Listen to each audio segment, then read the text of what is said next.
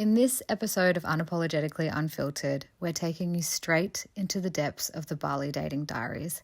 And buckle up because you're about to hear the most unhinged horror story ever. It's messy, it's unbelievable, and it might just make you want to vomit in your mouth. We're talking first dates that moved at breakneck speed, island romance, and the peak rejection era I did not see coming. But somewhere between the chaos, the chemistry, and the roller coaster ride of dating in Bali, I uncovered something real. Lessons I didn't know I needed, and a surprising realization about what my heart actually wanted. Let's just say, by the end of this episode, my relationship status might not be what you expect. Hati hati, because Bali is always wild, and these stories even wilder. Welcome back to Unapologetically Unfiltered. My name is Georgia. I'm Jess. And today we are going to be talking about dating in Bali. Ding, ding, ding. The loop. So, Jess, tell us, what is it like to date in Bali? Oh my God. Dating in Bali is chaotic at the best of times. It gets a very bad rap because it's a very, very transient environment / community. People are landing every day. They're leaving every day. Yep. And you don't really know who's staying for good and who is not staying. So, look, there's a lot of hookups in nightclubs. There's a lot of intoxicated chemistry. There's a lot of random sex with strangers, all that sort of stuff, which is quite exciting. But it gets challenging over time when you are trying to be intentional with your dating and find love. Yeah, I can imagine it would be hard to see who actually wants something because, you know, again, they could be like, oh, yeah, I do want something. And then next minute they just disappear back to their home country. Exactly. You do get led on quite a bit because men think that they need to lie to you in order to get you in bed, which is not necessarily the case. Yes. When you're given the facts, you can make a decision, right? You're a mature woman that can think for herself. So yes, that's difficult, but there is also this assumption that if you're living in Bali and dating, you're not taking dating seriously. So why should anybody else take you seriously? Yeah, like I've seen quite a few TikToks about dating in Bali, about women in their 20s. They look approximately like 20 to 30, and they've just basically said that it's awful. And I have seen them actually flying to other countries. Like I've seen them flying to like Italy and other parts of Europe to date. And I'm like, wow, like what is going on in Bali? I mean, I left Australia because I thought dating in Australia was so difficult. And I actually, despite the difficulties and the challenges in Bali, I actually love it. And I think there's a lot to be said for it if you are open and willing to learn. Yes. And you learn fucking quickly in Bali, let me tell you. Yeah, well, like definitely, like I've seen a lot of couples together and families. There obviously is still some relationships here and it is working. Yeah, so. it certainly does happen. And, you know, you just have to stay firm on what you want and stay firm on your boundaries. But that doesn't mean that the great thing about Bali is that you can have all these great experiences. Yes. Where you're just actually enjoying dating. Yes. And it's not necessarily going into it being like, oh my God, I hope this leads to marriage within the next 6 to 12 months. You're just enjoying it because you're in Bali. It's a very fluid environment. Anything can happen. Feelings grow quickly. Yep. It's fun. Yeah. And I feel like at the crux of it, dating, that's what dating is and should be. Yeah. Do you feel like dating in Bali, it moves quite quickly? Dating in Bali moves at breakneck speed. Yes. It moves so quickly. The good and the bad thing about it is you can meet someone and you can be rejected by them within a week. Yeah, well, I actually don't. I think that's a good thing because then you're like, all right, well, you're not wasting my time. Next. Exactly. It's hard to get used to it first when you're coming from Australia or somewhere else because obviously rejection is rejection. But when you get used to it, you just cycle through it. Sounds horrible. Yeah. But you just go through it and you start to see and you start to understand very quickly who's who in the zoo. And they'll just, when you trot off, bye, Yeah. sweetie. Yeah. So it's not a bad thing. And I think as you get firmer on your boundaries and what you want and firmer on your routine and why you're in Bali, you kind of stop attracting Yeah, you're gonna those people. Yeah, you're gonna find like-minded people. That's right. If you are in a club or if you're at Finn's Beach Club every single day, you are going to attract men on bucks parties. Yes. Or people here for a week. And it's going to be very short term and you'll feel disposable at the end of it. Yeah. If you stop doing those things and you live like you're living in Bali, then it's more likely that you'll interact with people that are here for longer term Yes. and have their own goals and priorities and might be able to have something of substance. Now I have to ask. I would like to know your worst dating story in Bali. Okay, this is not a dating story, but it would be remiss of me not to tell you because when I've told this to people in my life, they're obsessed with this story. Still makes me want to vomit. But anyway, here we go. This is just as I moved here over a year and a half ago. Yeah. And it was maybe the first time that I discovered this night out on Tuesday night. It's a ladies' night. And I went with my housemate at the time. And she was on a bit of a mission. I think she just landed in Bali that day. So she was on a mission, went to this club. It was fantastic. And it's ladies' night. And of course, at ladies' night, there's a lot of men. Yes. Lots and lots and lots of men. Yeah. And in Bali, men just kind of, they buy you drinks. There's many of them, many men. Yeah. And she introduced me to a guy that she knew from back home. And he's very attractive, tall, dark, handsome, tattoos, fit, etc. We started talking, we exchanged details, and we had like a little bit of a kiss in the nightclub. A little pash. A little bit of a pash, nothing serious. Party pash. But conversation wasn't that deep either. Yeah. And as the night wrapped up, he kept talking about wanting to go and watch the football. Okay. Yeah. And I was like, okay. It's not very sexy, is Well, it? yeah, I me no comprehende. I don't know as what is sport. So yes, we. Yeah. Isn't that something that you do with the boys, sweetie? Yeah, I was like, okay, sweetie. Anyway, he goes, do you want to come? And I was like, well, I will at least go home with you. First mistake, you should never go home with someone that's been drinking. Anyway, so we walked outside and he got his Harley Davidson. Well, that's quite sexy. He couldn't drive it. Oh, okay.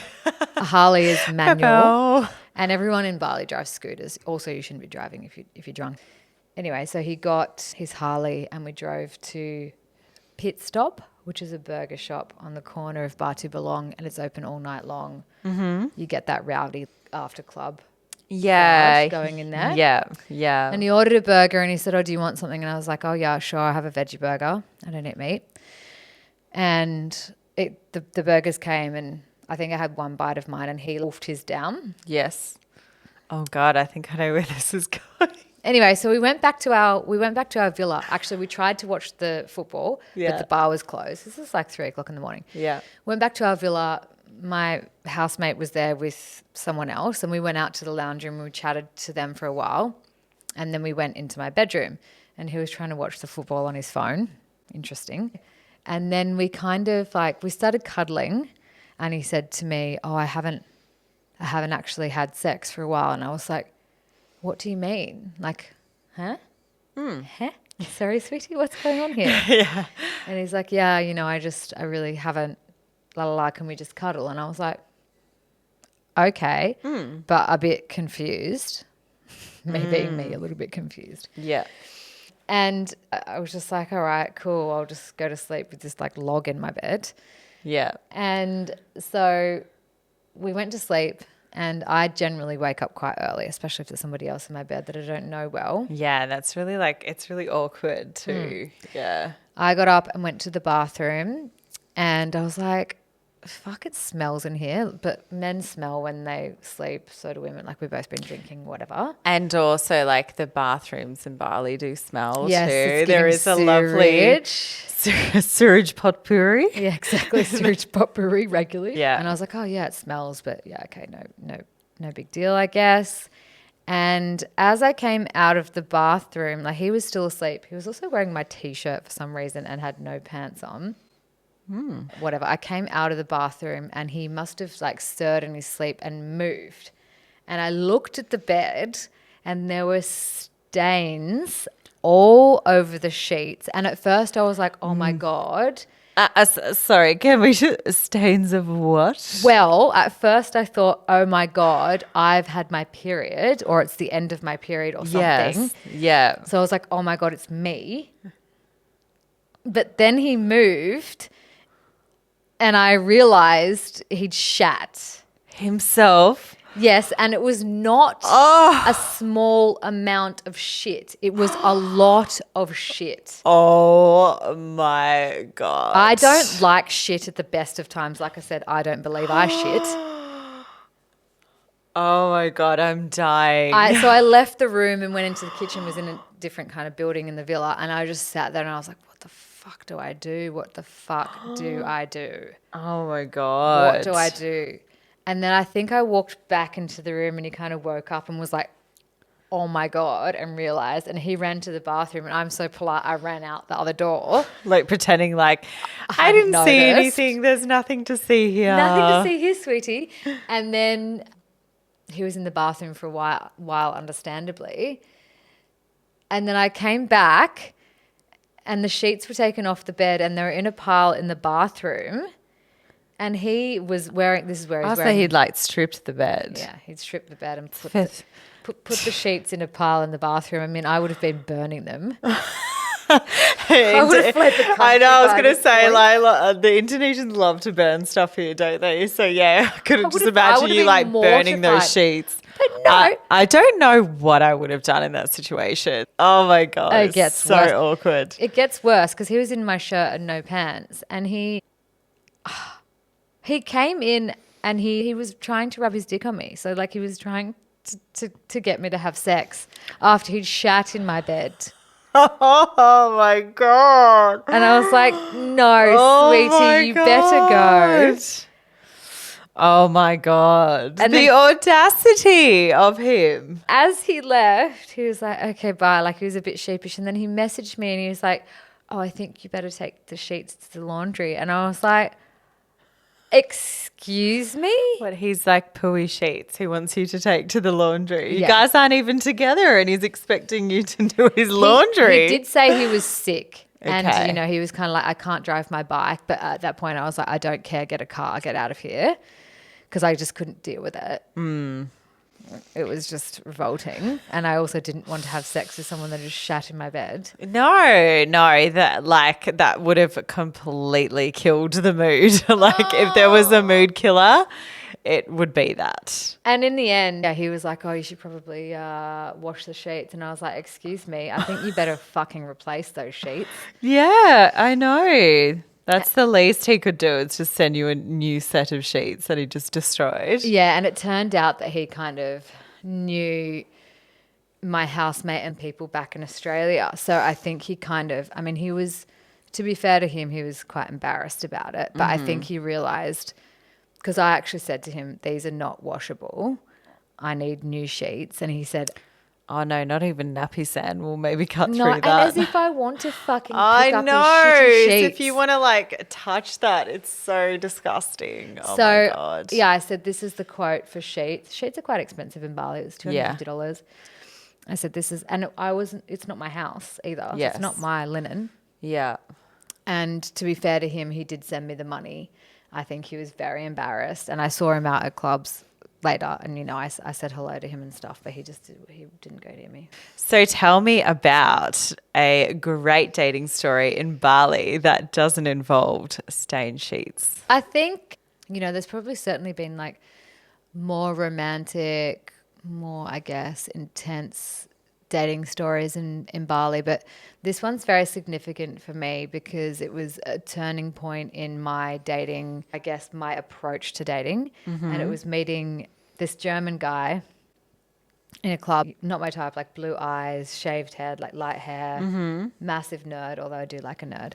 And we went home. We didn't sleep together the first night. We went to a villa party and then he came and stayed at my house for like 24 hours and we just kissed. Like we didn't have sex or anything. Yeah. So anyway, long story short, he told me that he couldn't have sex with anyone until he developed an emotional connection, which is really interesting because that was me on the island. That was you on the Yes, island. it was. Absolutely. But it was so different to all of my experiences of dating, especially in Bali. And he just changed the way that I believed I deserved to be treated. Even though he was here for 2 weeks, he was very open with me. He was very transparent. He was traveling with a group of guys who were his business partners and, quite frankly, playboys and misogynists. But he wanted me around, and he made sure I was with him. He made sure I knew that he wanted me to be with him, even though I wasn't German or Russian or from Dubai or 23 or whatever else. And he was openly affectionate in public. And I ended up saying to him, because at this point I was on a 2-month visa and I either had to leave the country or extend it. Yeah. And he said, like I said to him, I was like, I know that you're continuing to travel, then you go back to Dubai. But if you want to, like, would you like to continue spending time with me while you're here? And he said, yes, absolutely. And so I actually changed my visa for him. And there were a few mishaps along the way, but he appreciated it and he wanted me to be with him. And he would call me and be like, can you get ready? We're going to leave to go to Lavina, which is the other end of the island, because I want to watch dolphins in the morning. Yeah. Like with the boys, whatever, because all the Germans do everything together. And yeah, it wasn't perfect. And in the end, it broke my heart because he was leaving and, I had to say to him, I want to see you again. And he had to say, well, we're going to end it here. So it broke my heart, but it changed my expectations. Yeah. It made me think that I could invite affection and love and build chemistry with someone again that was not instant chemistry. Yes. It was not just meet a guy I think he's hot, want to like try to fuck him. It was it was kind of a slow burn over 4 days is a long time in Bali, and then went on for a couple of weeks. Yeah. Which that is quite a long time in Bali. Yeah. Yeah. A couple of weeks is a long time in Bali, and seeing each other every day. Yeah. And despite the circumstances for him, he wanted me to be around. Yeah. And we continued to talk afterwards, but it didn't work. It didn't go any further. And that was something that I kind of had to like let go of and say goodbye to. But it was a lesson in dropping my type for sure. And it was a lesson in, well, actually that's what I want, and aim higher. Absolutely. So just tell me, where do you stand now with your dating? In Bali. In Bali. Well, I still believe in dating in Bali. I still definitely believe in dating in Bali. I've had massive moments of just not wanting to date at all in Bali and being so fed up and seeing, like, going into clubs and seeing people for who they truly are after going through it over and over again. Yeah. And I've taken breaks from dating. I've done the opposite. I've been on like 7 dates in 4 days. But I was lucky enough to meet someone very special in Bali. I don't know if we can even put this in. Who actually broke all of the trends. Yes. Yeah. And it was everything and more. Yeah. I love that for you. And now we're going to hear not about my current dating circumstances because it's obviously making me nervous.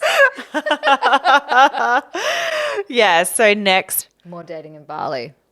Shit show and all the shit shows and the good bits of it. Yeah, stay tuned. Bye. Bye.